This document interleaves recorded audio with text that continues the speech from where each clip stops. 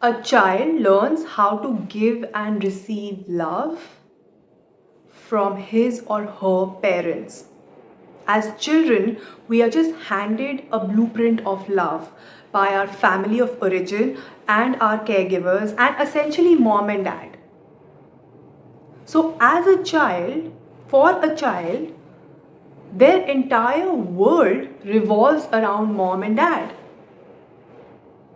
They learn how to love from mom and dad, how to give and receive love from mom and dad. So let's just define love a little bit, because love is a very broad and ambiguous term. Okay, so when I say love, I mean how you've learned to attach with other people, how you've learned to attach in relationships, especially in intimate relationships, how you show up in relationships. That is something that you have inherited from your parents. Yeah. So if as a little girl or a little guy, you were given love that was inconsistent at best, it was hot and cold, it was volatile, it was conditional. Let's just say that it was not the right love, or it was not the unconditional love that you deserved, that was not what was handed to you, then your model, your blueprint of love is also inconsistent, hot and cold, unavailable, volatile, up and down. Yeah. So you know, that's all you know. You know love to be that way. So when you grow up, you are going to be looking for that kind of love subconsciously. Consciously, you can want whatever you want. But below the surface, you're going to be matching that energy, the energy of your parents. So for a little girl, her father was her first love. For a little boy, his mother was his first love. So if a little girl did not receive proper care, attention, and love from her father, then as an adult, she is going to seek similar masculine energy, because her father was the first primary masculine energy figure in her life. He was her protector, he was her provider, he was her caretaker. He was the example of how a man should be. So she is going to unconsciously keep looking for those traits. And on a cellular level, that will feel like love. Yeah, because that blueprint of love has been given to her. She doesn't know any different. So when she goes out as an adult in her 20s, when she is looking for love, she is going to attract and be attracted to similar men, just like her father, who are hot and cold, unavailable, inconsistent, volatile, angry, whatever. Yeah. And that is where she will feel really connected. That is where she will feel like it's a soul connection. She will have instant attraction, instant chemistry, crazy love, because it feels like home. What was home? Who was home? It was her father. So if the blueprint of love that was given to you by your parents was inconsistent, up and down, hot and cold, unavailable, then you grow up with certain core beliefs, and these beliefs are very often always things like, I'm not lovable, I'm not worthy of love, I don't deserve love, I'm a bad girl, I'm a bad boy, I'm not good enough, I feel invisible, I feel not valued, I feel insignificant, I feel like a burden. Yeah, these are the core beliefs that become a part of your identity. And on top of that, you view love as unpredictable, hot and cold, volatile, angry, because parents were angry, full of fights. Love is full of fights because mom and dad were fighting. So, whatever, right? So, these are the characteristics of that blueprint of love. These are the features of that blueprint of love. So when you are taking all of this blueprint, this manifesto, these points with you into the market, then you're obviously going to select partners and relationships and people that match these qualities, these traits. So if I feel like I'm not important, then I will find a person that will mirror that back to me. So I believe at the very core that I am not important, right? I'm insignificant, I'm invisible. So I will find a partner that will make me feel not important, not significant, invisible. So that partner will validate my story back to me. Because these beliefs right now are my identity, they are my truth. They may or may not be true, but they're a part of my truth. So I will go seek partners that validate my storyline, that validate my beliefs.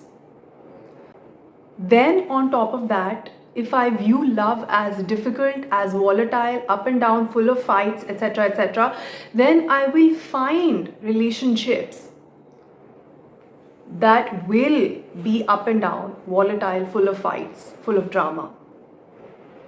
Because at any given point in time, we just validate our blueprint, our story. Yeah. So, of course, you have to change your story, but this is a process and a half. It takes time. Yeah. So, okay.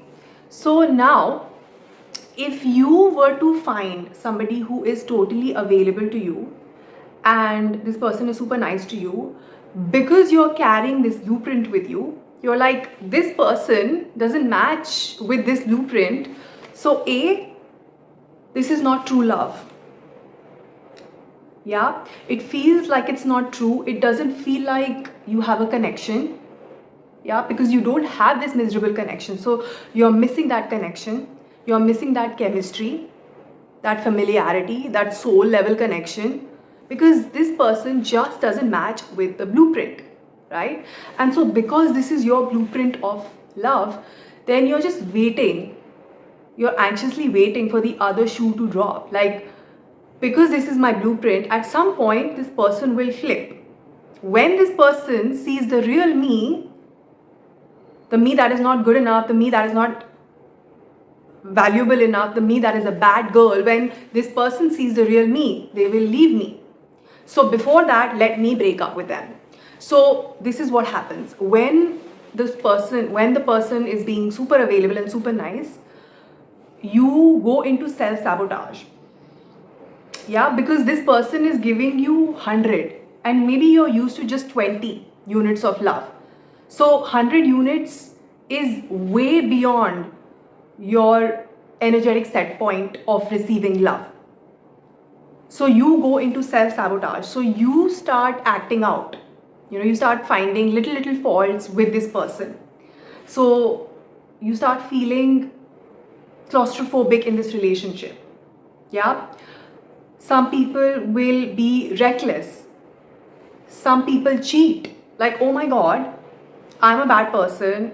This person cannot like me. I'm only used to breadcrumbs. I'm only used to 20 units of love. Let me just go and find someone who will give me exactly that. So you sabotage this available relationship. You have an affair. You cheat. Cheating in that sense is a trauma response. Absolutely. Absolutely. It's your wounded little inner child that's acting out. Yeah. So you start finding this relationship boring, irritating. Beneath the surface, you're also anxiously waiting for the other shoe to drop. So if things are going good, you're like, who am I to be happy in a relationship? Who am I to have happy love? The version of love that I know is not happy at all. It's full of fights, it's full of drama. So then you go ahead and create some drama.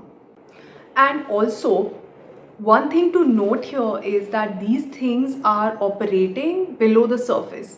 They are not conscious thoughts in your head.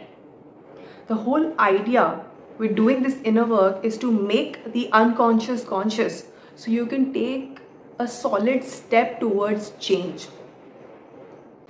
The most crucial thing that you need to do for yourself if you are in this situation is to acknowledge that this is not the adult you, this is the child, the wounded inner child in you that is acting out. That child is leading this relationship. And the thing about children is that children cannot be in intimate, mature adult relationships. So the adult you needs to step in and take charge and tell the little child to retire and relax. And this is a process.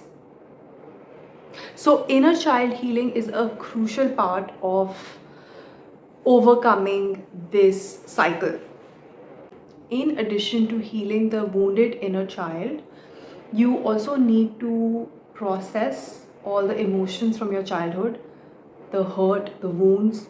You need to make your peace with it and then forgive your parents, your caregivers, and then also start getting really comfortable with receiving more love, more attention, more everything. This is a process and it takes time. So be patient with yourself. You also need to change your blueprint of love, how you see yourself and how you see love. You need to change it completely, but this will also happen in small increments. Yeah, that is the best way to do this. With that said, I'm going to wrap up today's video. I hope this has been useful. Don't forget to subscribe to my channel. And if you want to work with me one-on-one, write to me. My email address is mentioned in the description box down below. That is it for today. I will see you back here very soon with another video.